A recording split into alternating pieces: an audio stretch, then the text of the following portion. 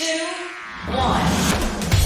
7 things you probably didn't know you need to know. I'm Liam Easton. This is the Smart 7 2021 Christmas Special. Each day across Christmas and the New Year, we're going to have a brand new episode of the Smart 7 to help you remember the biggest moments from another dramatic year.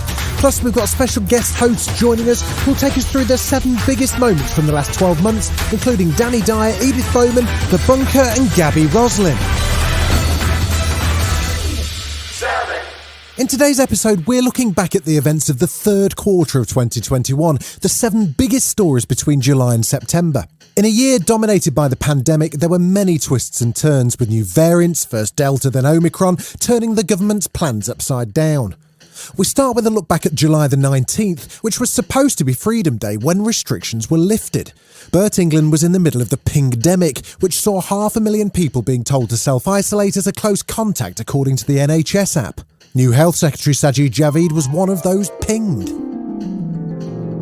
Just wanted to update you all that I've tested positive for COVID. I'm grateful that I've had 2 jabs of the vaccine, and so far my symptoms are very mild. If everyone plays their part, you're not only protecting yourself and your loved ones, but you're also safeguarding the NHS and helping to preserve our way of life. And among his close contacts, well, Boris Johnson and Rishi Sunak. But according to Robert Jenrick on Sunday morning, the 2 men are in a special government pilot scheme and don't need to self-isolate and therefore wouldn't miss Freedom Day. This isn't available yet to wider members of the public. They, like me or other members of the public who are pinged, will have to self-isolate in the usual way. As Love Island's political correspondent Lucinda would say...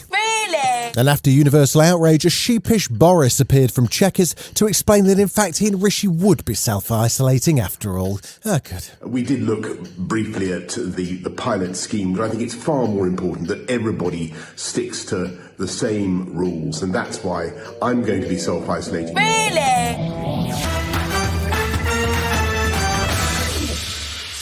After 20 years of war in Afghanistan, it was finally time to withdraw the troops in August. But as a resurgent Taliban surged across the region, capturing city after city, it turned into a race against time to get US and American forces and civilians out of harm's way before the September deadline.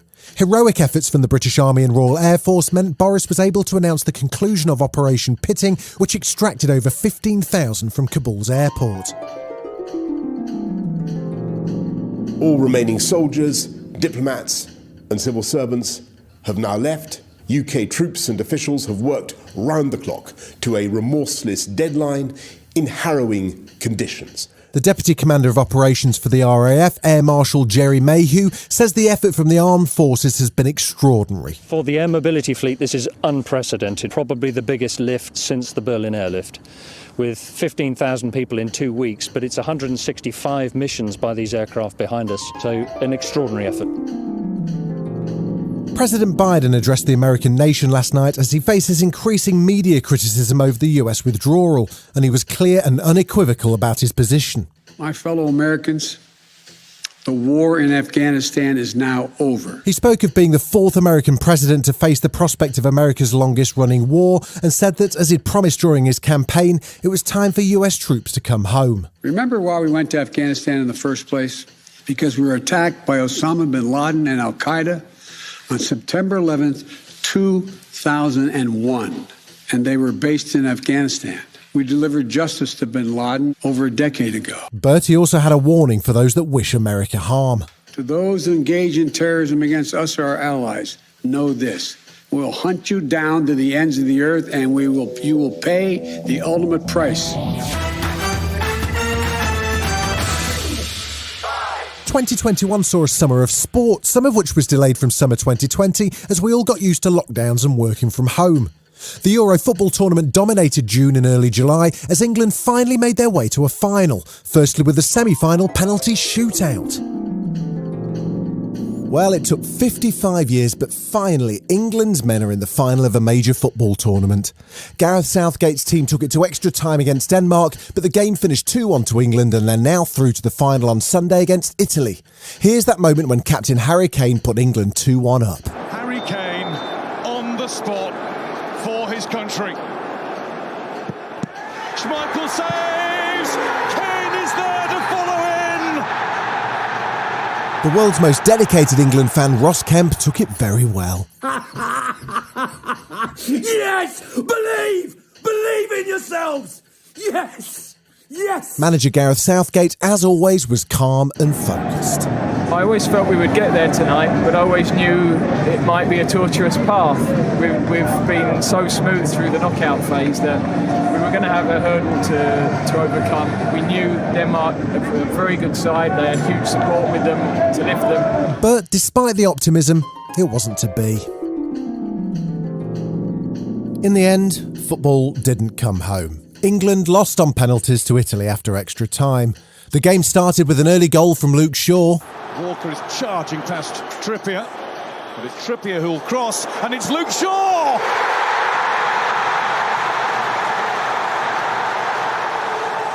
It's the start of dreams! Much to the delight of everyone's favourite England fan, Ross Kemp. Yes! Yes! What a start! Keep it going! But despite England's best efforts, Italy equalised and took the game to extra time and then penalties. 3 young English players missed their penalties, Rashford, Sancho and Saka, but manager Gareth Southgate says any blame rests with him. It's down to me. I decided on the penalty takers based on what we've done in training. And nobody is on their own. We've won together as a team, and it's absolutely on all of us in terms of not being able to win the game tonight. The Olympics came very close to being cancelled entirely as Japan struggled with a wave of COVID-19 infections and lockdowns. However, the Games went ahead and were full of magical moments for Team GB, including another gold for everyone's favourite Olympian, Tom Daley. Monday turned out to be a magic Monday for Team GB at the Olympics. There were 3 gold medals in quick succession for Adam Peaty in the 100-metre breaststroke, followed by gold for 21-year-old Tom Pidcock in men's cross-country mountain biking. Then the nation's favourite, 4-time Olympian Tom Daley stepped up with new diving partner Matty Lee and nailed the synchronised dive to scoop gold, and it really meant a lot. I hope that any young LGBT person out there can see that no matter how alone you feel right now, you are not alone, and I feel incredibly proud to say that I am a gay man and also an Olympic champion. The Tokyo Olympics have wrapped up with 65 medals for Team GB. That's as many as they won at the London Olympics and just 2 short of the total haul from Rio in 2016. The final weekend had plenty of drama, with Jason Kenny picking up his 7th Olympic gold in cycling and his 9th medal overall, which makes him the most decorated athlete on Team GB. Lauren Price became the first Welsh fighter to win Olympic gold as she won her middleweight final, and she couldn't quite believe it. Crazy, innit? Dream come true. But I was lying in bed last night just thinking I'm in the Olympic final tomorrow. It's just crazy. I still got to pinch myself, but yeah, I'm over the moon, and it couldn't have gone any better, to be honest. Another Olympic gold went to Galal Yaffe, who was working in a Land Rover factory in Solihull 6 years ago, and he gave credit to his brothers for honing his boxing skills as a child. If it weren't for them, I wouldn't be boxing. They walked into the gym, and I followed a few years later, punching each other in the sitting room, my mum pulling her hair out, going crazy when I'm crying back to her. It's all put me in good stead for this position I'm in now, and yeah, I can only thank them. Now that the Tokyo Games have finished, the Olympic flame moves to Paris, and as seems to be the case with almost everything these days, the International Space Station was involved. French astronaut Thomas Pesquet joined in on the action with a saxophone solo from space.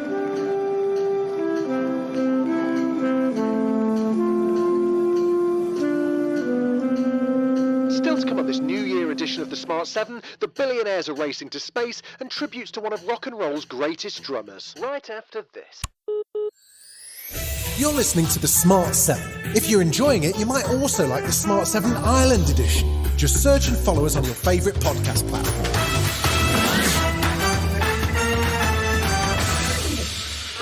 2021 saw a number of significant court cases. In September, singer R. Kelly finally had to face a jury after almost 30 years of allegations against him. A Brooklyn court found singer R. Kelly guilty on Monday on charges of racketeering and 8 counts of sex trafficking. The trial lasted for 6 weeks and saw the jury deliberate for 9 hours. He was accused of using his wealth and fame to facilitate the abuse of women and children, luring in victims with promises to help them in their music careers. The 54-year-old's been the centre of allegations for 30 years, having previously been charged and acquitted on child pornography charges. He still faces charges in Chicago, Illinois and Minnesota. He'll be sentenced on May the 4th, 2022 and could face life in prison. Lawyer for his victims, Gloria Allred, says he deserves to be locked up for a long time. I have been practicing law for 47 years. Of all the predators that I have pursued, however, Mr. Kelly is the worst. These were not May-October relationships. These were crimes against children and some adults. One group who did well out of the pandemic were billionaires. They all saw their wealth levels rise, with Elon Musk sitting atop the pile.